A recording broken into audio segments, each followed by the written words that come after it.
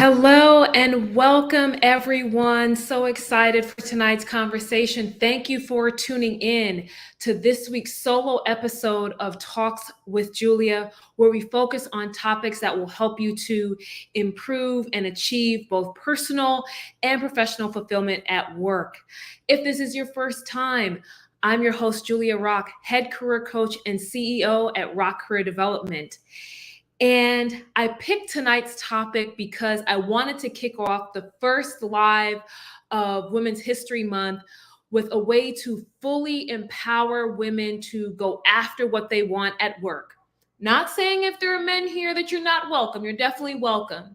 But I wanted to make sure that women, as we walk in our power this month, especially, that we're equipped with all the tools and things we need to be successful.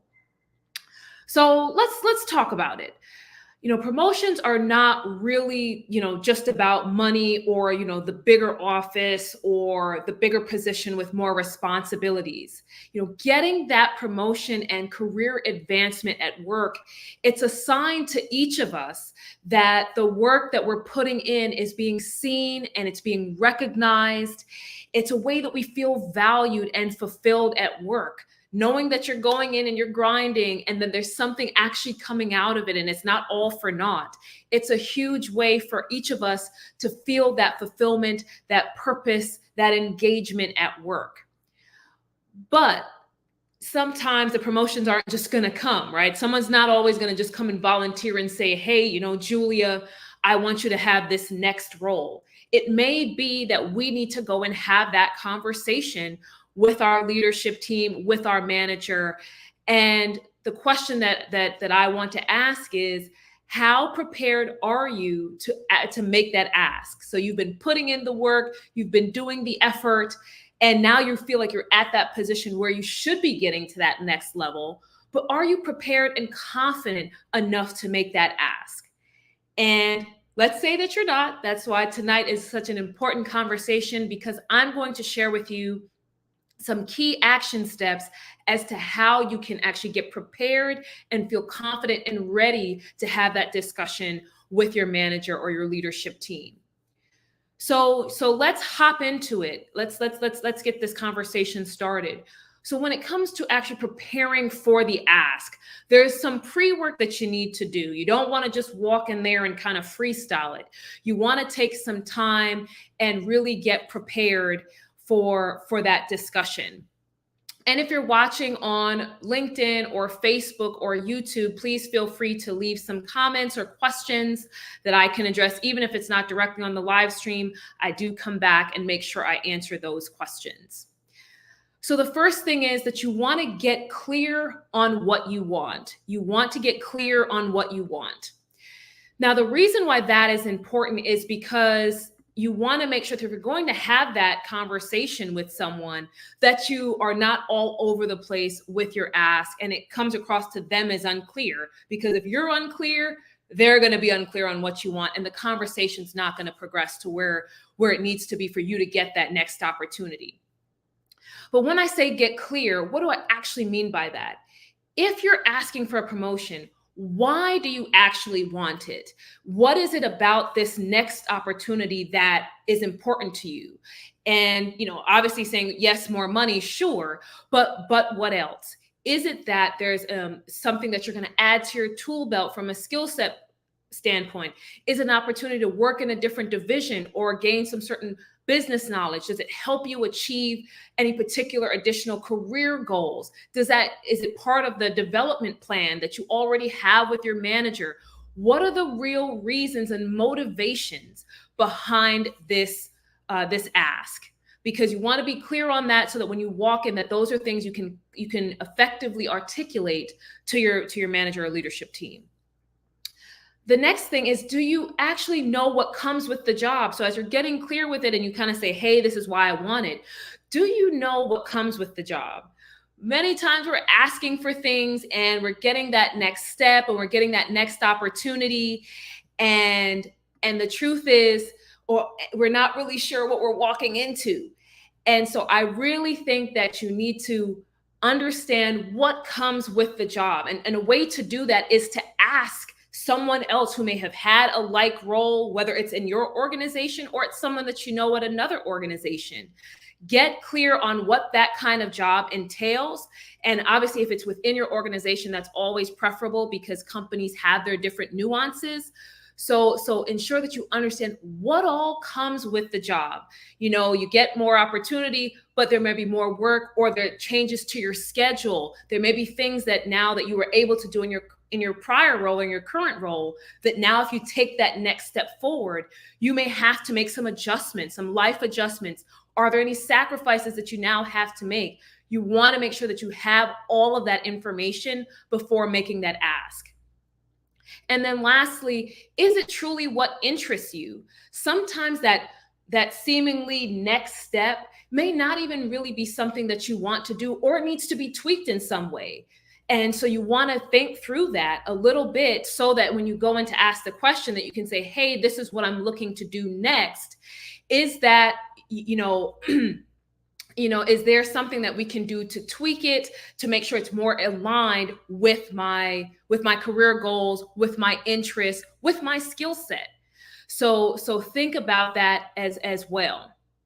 And as we talked about earlier, we want to make sure that it's aligned with, if you want to broaden your skill set, business knowledge, development plan. Hopefully each of you have a development plan already with your supervisor. If not, please take this as your sign to spend that time with your supervisor, understanding what your individual development plan is, or career development plan. Make sure that there's time set aside for that. So shameless plug for that. But let's move on to the next item. So it's important for you to take inventory and develop your case. So take inventory and develop your case. It's not enough to know what it is that you want. It's also about how have you prepared yourself and what have you done already to position you for this next opportunity. And so the question I would ask is, do you have a brag sheet, a brag folder, where you have been storing some of your wins and accomplishments and achievements so that you can pull them out in case in this kind of a discussion? And when I work with my clients, part of the process we work through is making sure that they have a brag sheet template that talks about what achievements they have, in what time frame, who it was for, what was the outcome. And so my question is, do you have that available?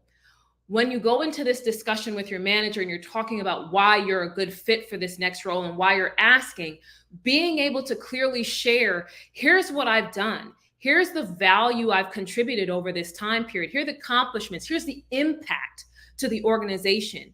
You want the conversation to be fact-based and objective when you're speaking with your manager. You can feel however you want, and there can be some emotion attached to it for you. But when you walk into that discussion, you want to ensure the conversation is truly fact-based and focused on here's what all I've done, and here's what I can take into this next role, given the momentum I've built in this position. And one of the things that I'm also kind of thinking through when it comes to having that brag sheet or having all of your accomplishments, look for recommendations or feedback that you've received from people on projects that you've worked on. So it may have been that you got an email. It may be that you got some sort of certificate. If someone may have stopped by your desk, you may have gotten a letter. Even if those things are not neatly compiled in your brag sheet yet, see if there are additional things that you can add and say, hey, here's some of the feedback that I received on that project that was extremely difficult, as you know. Here's some of the feedback that I received from the stakeholders. Here's some of the perspective that I received from this vice president when we were finished whatever initiative. Those kinds of things can also help to bolster your case, because it's not just you speaking on behalf of yourself. There are real people that you have helped within the organization who have had good feedback to share. So having some of those additional documents on hand will also be helpful. Next, it's so important for you to gauge your performance. Gauge your performance. And what I mean by that is, when was the last time you had a conversation with your boss specifically about your performance? There are some people that are having that as part of their ongoing one-on-ones, but I'm asking you, if you reflect, When was the last time you had a conversation with your supervisor specifically about your performance and whether or not you were meeting expectations? The reason for that is you don't want to give your boss or your manager any sort of ammunition for why they should say no. And so having that conversation ahead of time, understanding where your performance is, if there's some sort of development area that you haven't quite fulfilled yet, or there's a milestone that you still need to reach in the role, getting that understanding that background and understanding that perspective and their view or outlook on your performance is helpful so that you know when to gauge, hey, when do I actually want to have this conversation? If there's still work left undone, you don't necessarily want to walk in and say, hey, you should promote me, because they're going to point to, well, before we get to that, can you finish the other things that we had already discussed? So you want to make sure you're taking the time to actually gauge your performance and see where you are. And one of the things I would recommend is if you don't currently have an ongoing cadence with your manager for one-on-ones or check-ins, I highly recommend that you add that to your calendar.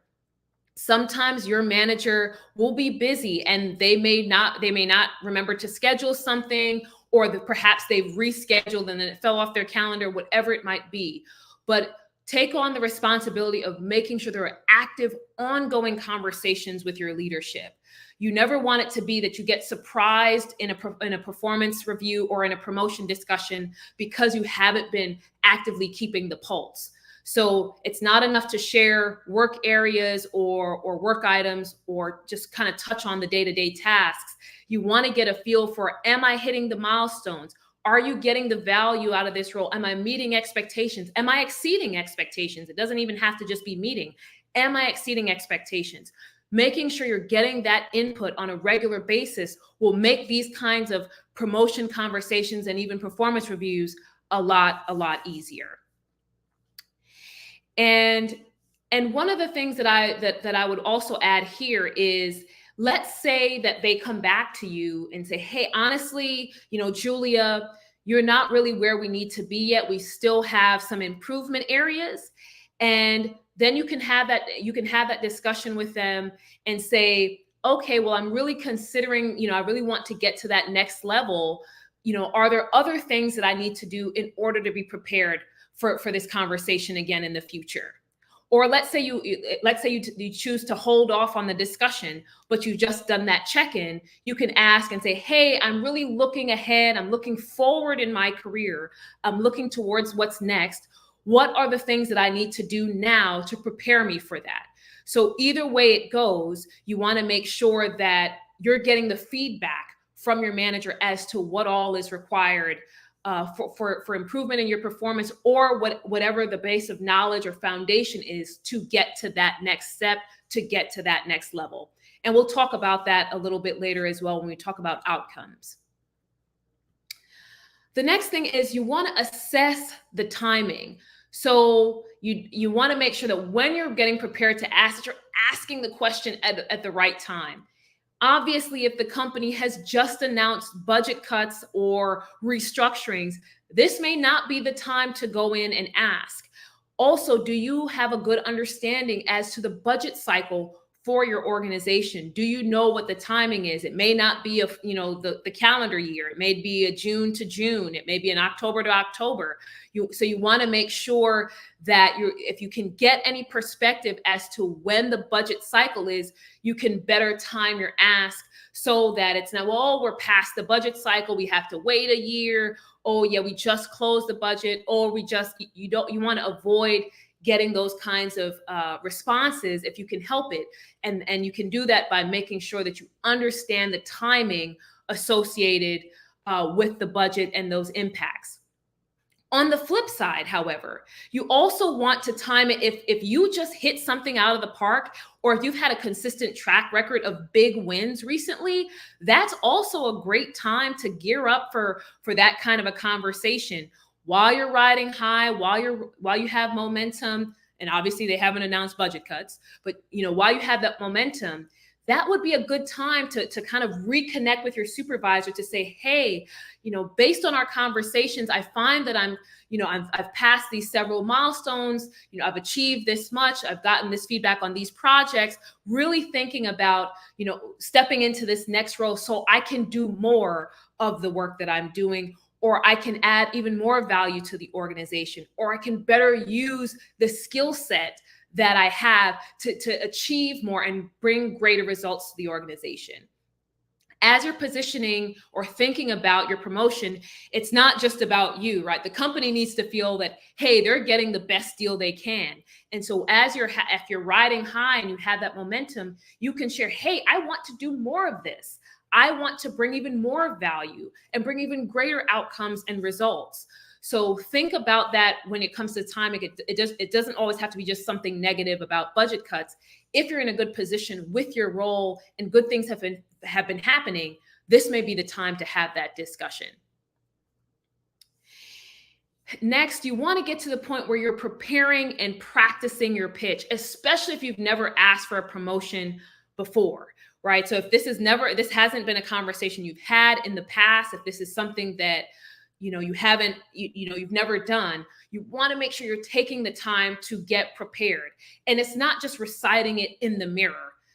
You want to make sure that you're getting outside perspectives. If you have a mentor who's in the same field or industry or in the same company that you can speak to in confidence, running your pitch past that person can help you with getting feedback.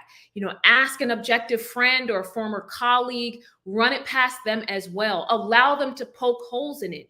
You want them to provide some of the potential responses that you may receive from your boss or your supervisor. And you want them to have the same skepticism. You want them to dig a little bit deeper so that when you get into the actual conversation, that you're already confident, you already have some responses prepared for some of the feedback. And as I mentioned, it's really important to have objective folks in that conversation. Yes, we love our friends. Yes, we love mom and dad and our brother and sister. We love those individuals. But when it comes to this kind of a conversation, you want people who can separate it and truly focus on, hey, is this ask good or not? Is it clear or not? Are you providing enough information or not? Is it going to cause some sort of a reaction from your supervisor or not? And that will only come from people who are truly objective and who may have some perspective from their own work, especially if it's someone in the organization. They can probably provide some additional context to even bolster the ask that you're making and bolster the case that you're presenting. And next, we've talked about this a little bit already, but get prepared for the outcome. It may not be that the person says, yes, awesome, let's do this, can't wait to promote you. It may be that they say no. It may be that they say wait. And so you have to get prepared for that response and determine what that means for you. Is it some sort of a deal breaker? Are you willing to wait? Make sure that you're thinking through those reactions so that you have a game plan for after the conversation with your manager. And so the first thing I would say is, let's say they say no, and your response should be, well, can you share a little bit more, elaborate as to why that's the response? And they may say, hey, you don't have enough experience in this area or that area.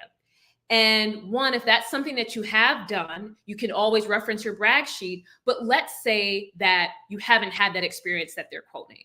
Then the follow-up should be, okay, well, how do we go about ensuring that I have this experience on a go forward? What do I need to do? What kind of assignments do I need to take on to make sure that, that I can have this opportunity in the future? Or if it's that, if it's a timing thing of, well, we would just prefer for you to wait because of XYZ reason. Even if it's not a particular experience, it may be that, hey, we want to wait for this thing to happen or that thing to happen. So you want to get clear and concrete guidelines around, well, how much time are we talking about? It's one thing to say, hey, we want you to wait and we'll get back to you, versus, hey, we need this thing to finish in the next 6 to 9 months, and then we'll be able to get back on the promotion cycle. then you have a stake in the ground and you have something to keep in your ongoing discussion with your supervisor about this process. Because if it's like, hey, it's 6 to 9 months, as you're having your one-on-ones, as you're going through your performance, then this is something that you can revisit because now you know the timing in the future. So no matter what the response is, if it's not a deal breaker for you, but you're willing to be flexible, you're willing to wait, you're willing to better understand why they say no, there are responses that you can give to make sure that you are getting the concrete feedback about what needs to change, how much time needs to pass, what milestones or goals do you need to hit. You want to get all of that, whether it's concrete. And if you can get it in writing, if you can get it documented, that's even better, to make sure that it's something that you reference, because when the conversation comes up again, you don't want it to be like, oh, well, I didn't remember that discussion, or I forgot, or, can you help remind me? If you have the opportunity to document it, make sure that you do. So, all right, let's do this. You've researched, you've prepared, you're ready for any outcome that comes your way. Now it's the time to actually make the ask and actually have the conversation. You set it up, it's on the calendar, we're doing this thing. And so how do you actually go about, walking into that discussion, whether it's virtually or in person? The first thing is being confident and being clear. Being confident and being clear. If you've taken the time to practice with your colleagues or mentor, that should help you to work out some of the kinks in, is this coming across the right way? Do I have the poise? Am I saying things the right way? So that by the time you get here, you have a certain level of clarity and confidence to ask the questions.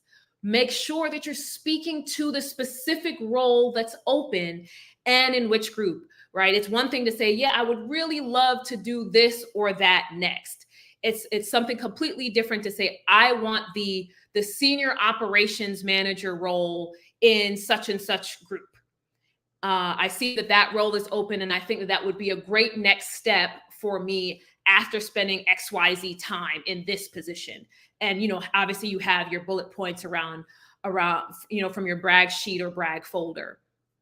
And specificity helps a lot, because that will allow your manager to really think about, okay, well, how do your skill sets tie with that specific role?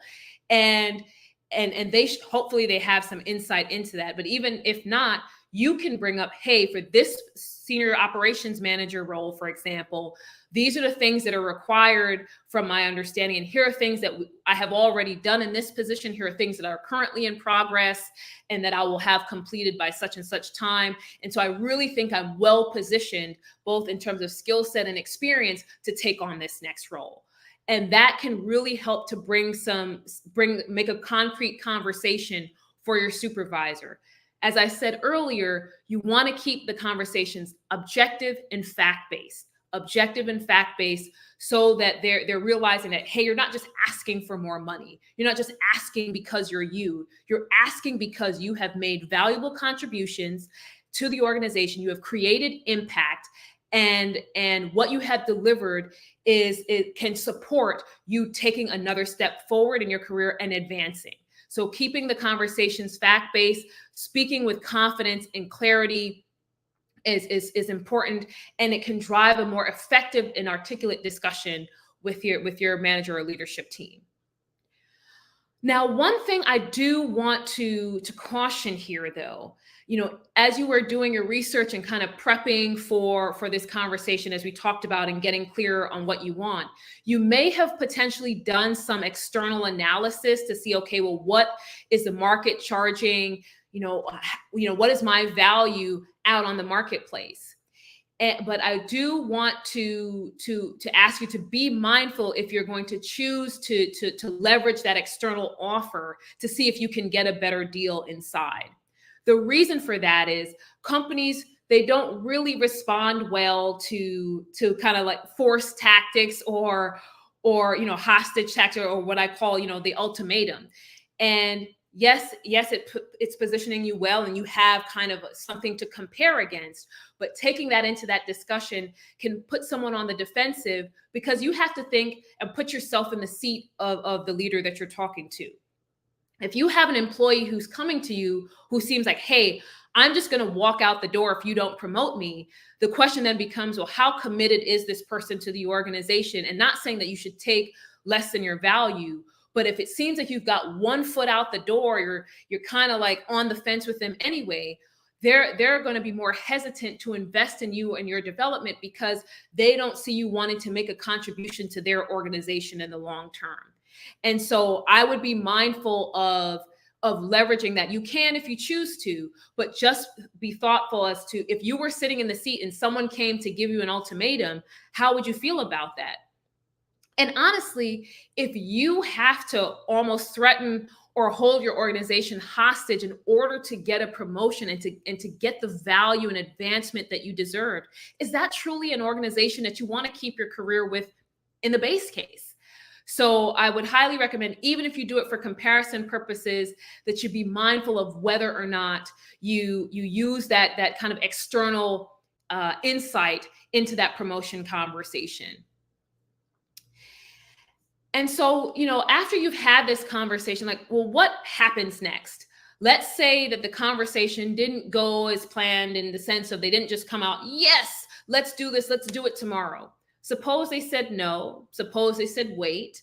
What happens after that? The first thing is that you want to make sure that you're incorporating this into the following discussions with your manager. You may have a debrief later, and then you have ongoing one-on-ones with your manager.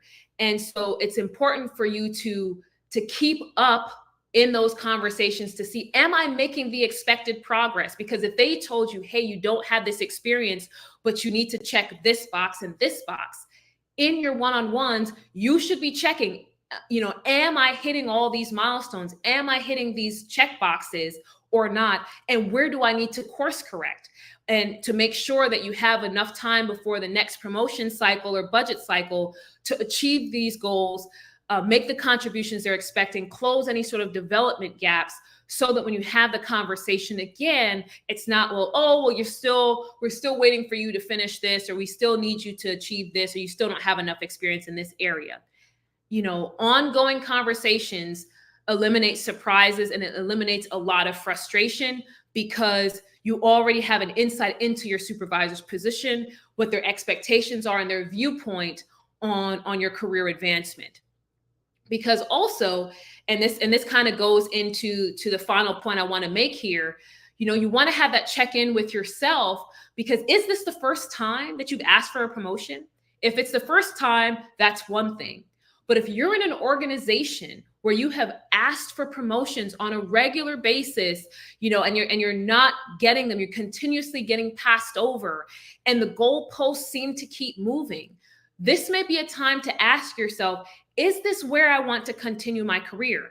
No, I'm not saying to go quit your job tomorrow, but it's more so being reflective as to, does this organization value me and the contributions I've been consistently making? And if the answer to that question is no, then you have to make the decision for yourself is, where do I want to continue my career? Do I want to be in a place where I'm not being valued? I'm not being seen. The work that I'm doing is flying under the radar. No matter how much I escalate and I share with my manager and their manager, I constantly, I seem invisible. If that's what's happening, this would also be a perfect time for you to ask yourself, is this company aligned with my career goals and values? And if not, what next step am I going to take? And it may be that you choose to exit the organization and make a different career choice. And so with that, I want to quickly recap the key steps that you can take to make sure that you're ready for your promotion discussion and taking the necessary steps to be successful in that dialogue with your supervisor or manager. So first things first, you want to make sure that you're getting clear on what you want. Why do you want this promotion? Does it align with your career goals and your development plan? Are you truly interested in the work? Because things sound nice on paper, but when you really dig into it, it may require more of you than what you're ready to give. Have you done research and gotten perspectives from other people in these kinds of jobs? You also want to make sure that you're taking inventory and developing your case. What skills do you already have? What contributions have you already made? Do you have a brag sheet that outlines your achievements and accomplishments? And also making sure that you feel comfortable just keeping the conversation fact-based. Next, you want to gauge your performance. Have you had a one-on-one discussion with your supervisor recently? Have you talked about your performance recently?